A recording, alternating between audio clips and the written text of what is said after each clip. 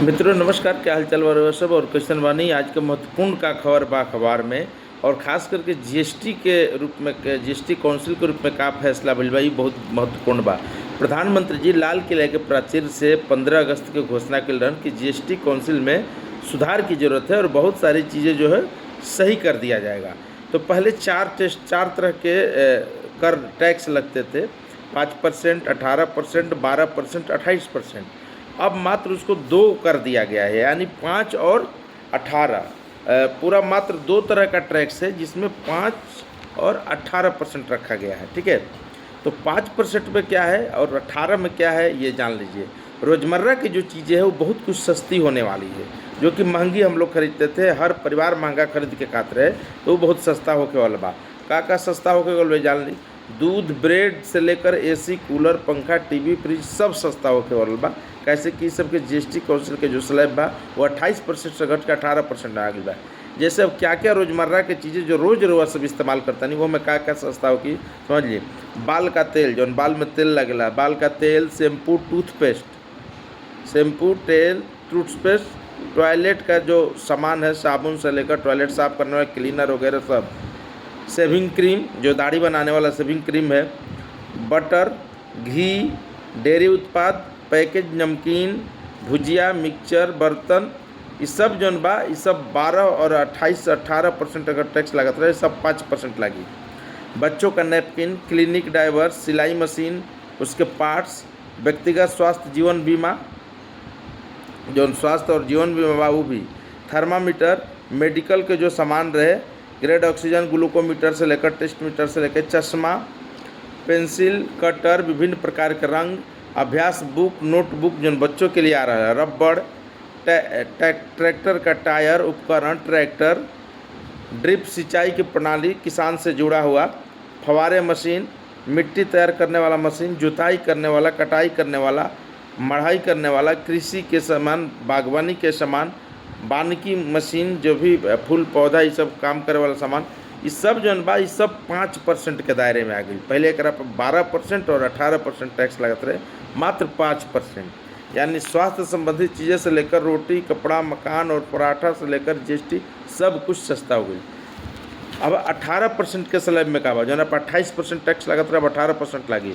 ओकरा में 1200 सीसी तक का petrol, hybrid, LPG, CNG car, 1500 CC का 3 पहिया वाहन, 350 सीसी इंजन क्षमता वाला काम का बाइक, इसके बाद वस्तु ढुलाई के सामान, एयर कंडीशनर मतलब एयर जो मान में लगाने वाला है, एयर कंडीशनर, 32 इंच के बड़े टेलीविज़न 28% 18%, मॉनिटर, प्रोजेक्टर, बर्तन धोने का मशीन, ये सब कुछ पे 18% लगेगा। पहले इस पे 28 लगता था, तो ये चीज़ें सस्ता हो गई। यानी रोज़मर्रा के जीवन में जो चीज़ें सस्ता हो गई। बिहार चुनाव भी बा, एक फ़ायदा भी मिली, तो ये महत्वपूर्ण रूप से खबर बा। दूसरा खबर बा कि हर तकनीकी कोर्स खातिर रोजगार, हर तकनीकी कोर्स यही खातिर करावल जा रहा बा सरकार के द्वारा, जितने भी संस्थान है, ताकि रोजगार आसान रूप से होके, रोजगार आसानी से मिल जाए। 7000 संविदा कर्मी के सेवा बिहार में समाप्त कर दिहल गई। वो हड़ताल पर भूमि राजस्व विभाग के कर्मचारी रहन, लौटलन ना तो 7000। सरकार जिसको आज तक नौकरी दिया और संविदा पर नौकरी दिया तो रीढ़ में छुरा मारा है। आप समझ लीजिए, कभी रखना, काम करा लेना और काम करा करके हटा देना, ये बहुत ही गलत बात है। महिलाओं से जुड़े अपराध में टाइम लाइन तय किया गया कि कितना दिनों में क्या क्या कार्रवाई करके हम उसको सुधार सकते हैं, ये किया गया है। इसके अलावा जो खबर है वो सब महत्वपूर्ण खबर है।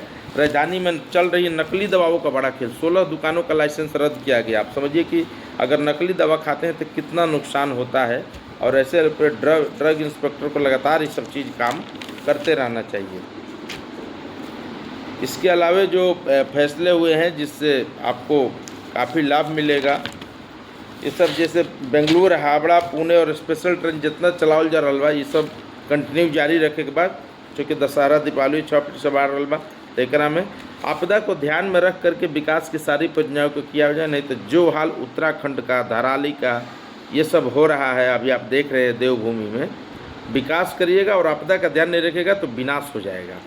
दूसरी बार डेंगू होने से खुद को बचाया। अगर एक बार किसी को डेंगू हो गया है तो दूसरी बार अगर डेंगू हो रहा है तो उसको बचाइए ज़रूर, नहीं तो काफ़ी नुकसान हो जाएगा।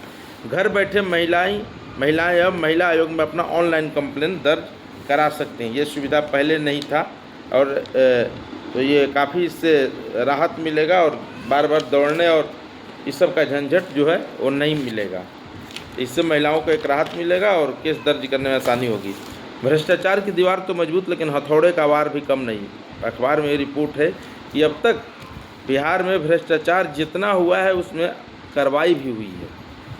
एक आंकड़ा ये बता रहा है कि 2020 से 24 तक कुल प्राथमिकी जो दर्ज अगस्त तक हुआ है 70 हुआ है, और उसमें आपको 20 से 24 तक जितना ट्रैप किया गया है 60 लोगों को ट्रैप भी किया गया, यानी 70 केस दर्ज हुआ, 60 लोग को ट्रैप हो गया। औसतन सज़ा प्रति वर्ष सबको मिला है, यानी 2025 अगस्त तक में 17 लोगों को सज़ा भी दे दिया गया है। तो मतलब सब में जांच पड़ताल चल रहा है। उसमें आय से अधिक संपत्ति के मामले हैं, भ्रष्टाचार के मामले हैं, घूस ले रहे हैं उसके मामले हैं, ये सब सारा मामले इसमें इंक्लूडेड है। ठीक है, अलग अलग तरीके से, चाहे वो राजनीति में जुड़ा भ्रष्टाचार हो या फिर लोक सेवक में सरकारी जो कर्मचारी हैं, अधिकारी हैं, उनमें जुड़ा हुआ भ्रष्टाचार हो, इन सबों पर कार्रवाई हुई है। इसके अलावा जो फैसला है कि सुप्रीम कोर्ट में लगातार अभी तत्काल त्वरित संज्ञान लिया है, जो बाढ़ लगातार कई इलाकों में बाढ़ है, जैसे पंजाब में है, उत्तराखंड में है, जम्मू कश्मीर में है, इन सभी चीज़ों पर त्वरित संज्ञान लिया है। 37 एयरपोर्ट और 34 बंदरगाहों में आवागमन की देख सकेंगे सुविधा। ठीक है, अभी प्रधानमंत्री फिर से आने वाले हैं और बिहार में एयरपोर्ट की सौगात देने वाले हैं। एयरपोर्ट चूँकि जमुई में बना है तो जमुई एयरपोर्ट पे वो आएंगे और वहीं पे उसका उद्घाटन और शिलान्यास किया जाएगा। तो ये अच्छी खबर है। तो बिहार को लगातार इसका लाभ मिल रहा है। कल मेट्रो का ट्रायल हो गया। मेट्रो का ट्रायल आधा अधूरा ही सही 200 मीटर तक हुआ है, बाकी 5.6 किलोमीटर की मेट्रो चलनी है।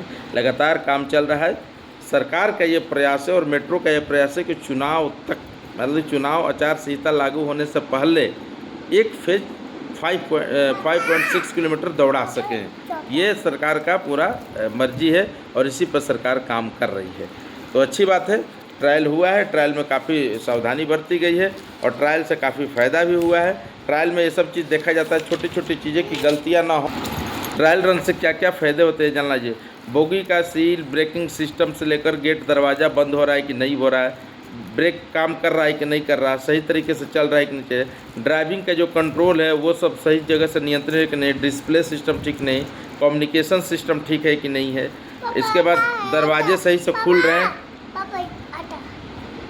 दरवाजे सही से खुल रहे हैं कि नहीं खुल रहे हैं, कि बंद हो रहे हैं, ये सब कुछ देखा जाता है।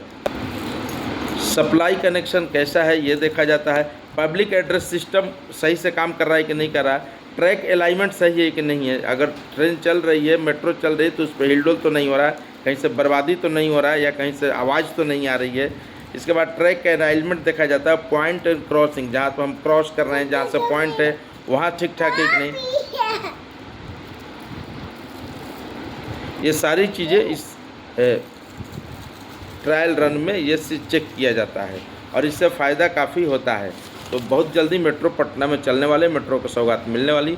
सरकार एक भी उस पॉइंट को नहीं छोड़ना चाह रही है जिससे कि आम लोगों को फ़ायदा मिले और चुनाव में सरकार को फ़ायदा मिले। तो देखिए, आप देखते रहिए, लाइक सब्सक्राइब करते रहिए। इस तरह के नया नया खबर जो रहुआ काम के बाद हम रहुआ तक पहुँचाते रहूँ। धन्यवाद।